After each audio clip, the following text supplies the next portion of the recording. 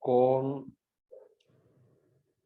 esta segunda parte que tiene que ver con el tema de los partidos políticos. La gran pregunta de rigor, ¿ustedes tienen la presentación ahí abierta en sus computadores? ¿La están viendo? Sí, profesor. Ok, gracias, perfecto. Para saber si me estoy refiriendo. Gracias, muy amable.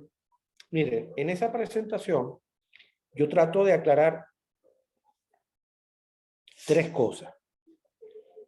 Una, que en parte está dicha en el texto que venimos trabajando de Salamanca. Verán que yo coloco ahí que en el mapa mental que hago ahí, doy la señal de que tanto las organizaciones no gubernamentales, que son un tipo de grupo de interés. No, profe, disculpe. Ya, espérense que... No, profe, disculpe, es que estoy pendiente de la clase, pero haciendo una tarea de otra materia. ¿Ok? Yo personalmente te recomiendo que no lo hagas, que te dediques a esta clase y después, porque probablemente corres el riesgo de que no te salga bien la tarea, ni tampoco copies mucho la clase. Mi recomendación bien intencionada. Dice, está bien, estaré enfocada aquí. Excelente decisión. Entonces, las organizaciones no gubernamentales, que son un tipo de grupo de interés muy particular, vienen de la sociedad civil, como vienen los partidos políticos. Entonces, las organizaciones no gubernamentales tienen como función vigilar el poder, es decir, recuerden, una sociedad democrática no es buena por sí misma, sino en la medida en que hay controles, el famoso check and balance del que hablan los americanos. ¿Ok? Y la otra es que las organizaciones no gubernamentales tratan de influir en la toma de decisiones. En ese sentido, las organizaciones no gubernamentales encajan perfectamente en la definición de grupo de interés. Los partidos políticos también provienen de la sociedad civil. E incluso en algunos casos son organizaciones no gubernamentales o fundaciones o asociaciones privadas que se convierten en partidos. Es el caso de Primera Justicia, por ejemplo, que yo les comentaba en la clase pasada. De hecho, la entrevista, la entrevista que le hicieron a varios profesores ahí en Tal Cual, trata sobre el debilitamiento de Primera Justicia como partido político. Entonces, la pregunta es, bueno, ¿y por qué los tratamos como diferentes? ¿Por qué por un lado hablamos de los grupos de interés y los grupos de presión y por otro lado los partidos políticos, aunque ambos provienen de la sociedad civil?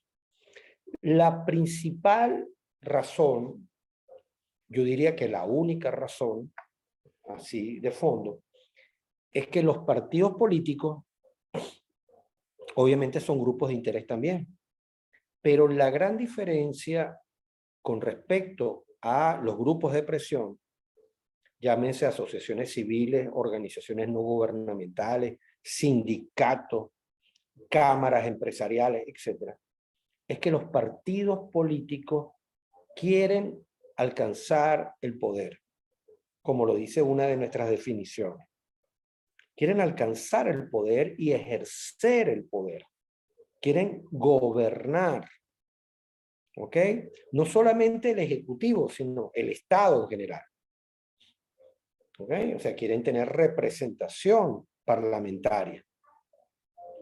Entonces, esta es una diferencia diametralmente opuesta y eso tiene implicaciones. Tiene implicaciones en la forma en que se estructuran, la forma que adoptan los partidos y también en su desempeño y en la manera en que se vinculan con el sistema político. ¿Ok? ¿Estamos bien hasta ahí?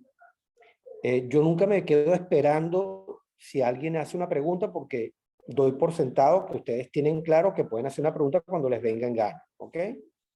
¿Ok? O levantan la manito o escriben y ya saben que pueden intervenir cuando les parezca pertinente. Entonces, vayamos con una definición de partido. Yo elaboré esa definición de partido que creo que reúne todas las características. Es decir, los partidos políticos, ¿qué son? Sigamos con detalle. Organizaciones de la sociedad civil, eso ya lo dijimos. ¿Que están dotadas de qué están dotadas? Están dotadas en primer lugar de ideología. ¿Ok? De una ideología, de una doctrina. ¿Ok? Eso ya lo vimos en el capítulo 6. ¿Ok? Si usted es un partido democrático, bueno, usted suscribirá la matriz con las características que vimos antes. Puede haber pequeñas diferencias, pero en lo esencial eso es. Si usted es una organización totalitaria, bueno, se va para el otro lado. Se va para el dark side, diría Obi-Wan Kenobi. Ok, entonces tiene una ideología. Tiene una organización, un aparato, una estructura, ¿ok? Para poder cumplir todas sus funciones. Los partidos políticos son organizaciones complejas. Por supuesto, usted se tiene que dotar de un liderazgo. Los partidos políticos tienen que tener liderazgo. Digamos que esto es una necesidad de cualquier organización. ¿Ok? Las empresas modernas, por ejemplo, por supuesto que tienen que tener buenos administradores, buenos contadores, buenos gerentes, ingenieros, consultores, pero tienen que tener liderazgo. Es decir, el mundo moderno exige que las instituciones públicas, privadas, empresas, grupos deportivos, grupos religiosos, tengan liderazgo. Lamentablemente eso no es una cuestión que se tiene. Hay gente que tiene liderazgo y lo que tú puedes hacer es reforzárselo, prepararlo mejor, pero el liderazgo no surge. O sea, por ejemplo, ni la autoridad te lo da. Ustedes son muy jóvenes, pero para los que conocimos al Papa Juan Pablo II, por ejemplo, el Papa Juan Pablo II tenía la misma autoridad, la misma importancia que lo tiene, por ejemplo, el Papa actual, el Papa Francisco. Tenían exactamente la misma. Es decir, estamos hablando de uno de los cargos más importantes de la humanidad. Ambos eran papas. Pero, aparte, pero el liderazgo que tiene, que tuvo, y bueno, ahora tienen en cuanto a su beatificación y su proyección a futuro, pero el liderazgo que en su momento tuvo el Papa Juan Pablo II, eso no te lo da nadie. Y eso me lo dijo además a mí una vez un jesuita que yo admiro mucho, que con respecto a una autoridad, a una persona de una autoridad, me dijo, el cargo, porque él era en ese momento era el rector de la universidad, él dijo, el cargo lo entrego yo porque bueno, soy el rector y yo te nombro. Ahora, el liderazgo lo obtiene la persona. Ahí no puedo hacer nada. Entonces esto es muy importante. Liderazgo. ¿Qué más necesita un partido? Bueno, recursos financieros. Esto es todo un debate inagotable. Hay casos en donde se dice que los partidos deberían recibir financiamiento del Estado para que no reciban del privado. Hay otros casos que dicen que a cuenta de qué yo voy a estar financiando un partido político con dinero del Estado. Es todo un debate, ¿no? En todo caso, lo que sí está claro es que en las mejores sociedades hay mecanismos para que quede muy claro de dónde vienen el financiamiento de los partidos. porque el financiamiento de los partidos, que es oculto, conlleva terribles consecuencias. ¿Ok? Terribles consecuencias. Pero evidentemente un partido no puede funcionar sin recursos. Un partido político además tiene propuestas programáticas, es decir, tiene que decirle al país, bueno, miren, si yo gobierno, yo voy a hacer esto en materia de economía, en materia de seguridad, en materia de políticas públicas, etc. Es decir, en los diferentes ámbitos en donde puede actuar el Estado. Y como dice, final, lo pongo al final, todo eso, el partido se dota de ideología, organización, liderazgo, recursos financieros y propuestas programáticas. Se dota de todo eso ¿para qué? Para obtener y ejercer el poder. En ese sentido, también hay una corresponsabilidad de los ciudadanos. Es decir, cuando usted, Dios quiera que en algún momento podamos tener unas elecciones creíbles para renovar el poder parlamentario y el poder ejecutivo o presidencial, bueno, usted como ciudadano, si usted vota porque, no voy a votar por fulanito porque a mí me cae bien, el que sea, no estoy entrando en personalismo, el que sea, bueno, el irresponsable, el líder es responsable, pero usted también es irresponsable. O sea, usted al líder político, si tenemos unas presidenciales, usted le tiene que exigir al líder y al partido que lo apoya o a los partidos que lo apoyan, dice, bueno, ¿qué van a hacer los diputados? Es decir, ¿cuál es la agenda parlamentaria que ustedes tienen? Y en materia del Ejecutivo, bueno, ¿cuál es el programa de gobierno que usted tiene? Y yo quiero leerlo. Si usted vota por cualquier otra razón, o sea, por ejemplo, si usted vota, no, es porque es de oposición. Ya va, no, espérate, o sea. Entonces esto es muy importante, demandarle eso a los partidos. Ok, ¿alguna pregunta aquí? ¿Alguna duda con respecto a lo que es un partido político? Ok, de todas maneras, cuando quieran, levantan la mano y preguntan. Ahora, fíjense que yo digo, ajá, muy importante, el partido político no puede ser entendido sino dentro de la idea de un sistema de partidos. ¿Por qué? Porque esto es muy importante. Porque, levantaste la mano, disculpa, adelante, procede.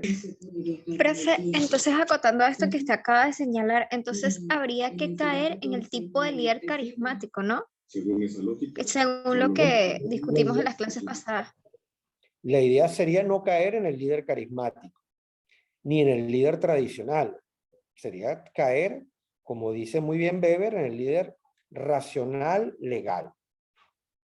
¿Ok? O sea, un líder que tiene una concepción moderna del liderazgo. Entre otras cosas, tener una ideología democrática, como ya las hemos visto, y que tenga un programa de gobierno razonable dentro de lo que hacen los partidos. ¿Se acuerdan que en la presentación que yo les di, bueno, hay una agenda obligada, una agenda que cualquier país normal que quiera tener éxito, bueno, es la que aplica.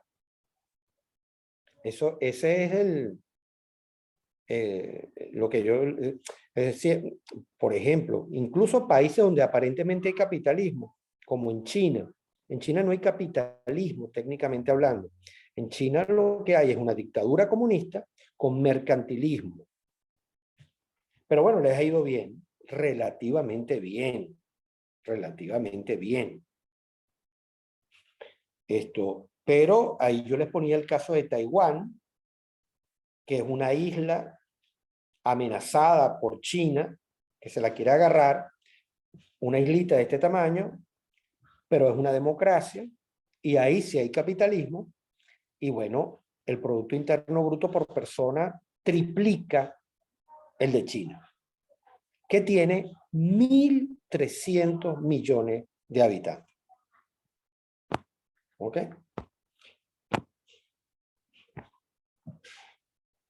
Ajá. Dice aquí, entonces sería evitar las relaciones personales o personalizar las relaciones formales. Ah, no, pero no. Esto es una pregunta anterior, disculpa. ¿Ok? Entonces, esa sería mi respuesta a tu planteamiento. ¿Alguna otra pregunta?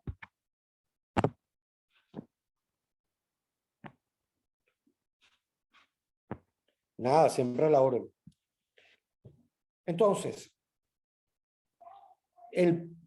la idea de partido político, la palabra partido, ¿qué significa? Una organización que representa una parte, partido, una parte de la sociedad. Entonces, el concepto de partido único que se maneja en los regímenes totalitarios, bueno,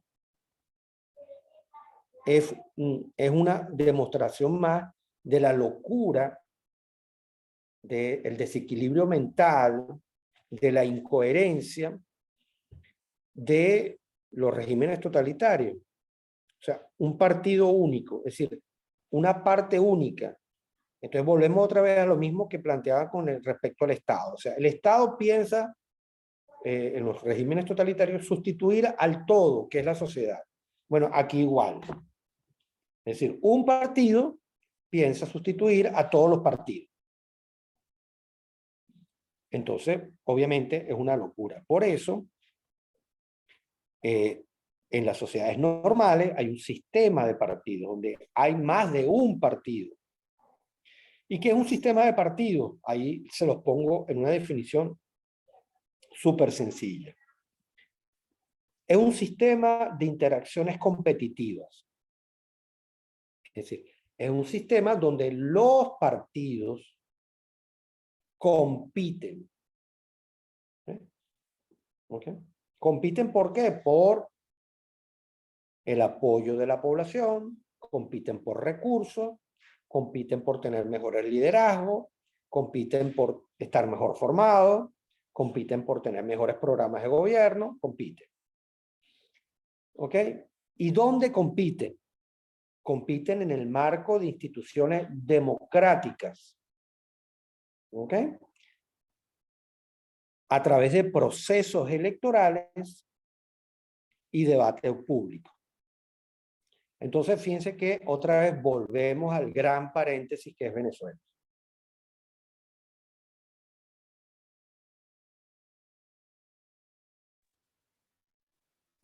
Fuera de Perón.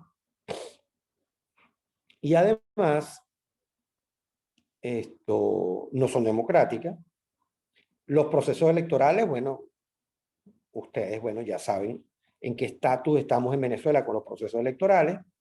Y el debate público es prácticamente nulo. Porque, además, no solo no les interesa, sino que no están en capacidad. Usted se imagina al señor Maduro o al señor Cabello o al Saimi o a cualquiera de ellos debatiendo sobre algún tema. Cualquiera, el que sea, cualquiera, agarre cualquier tema, la industria petrolera, la economía mundial,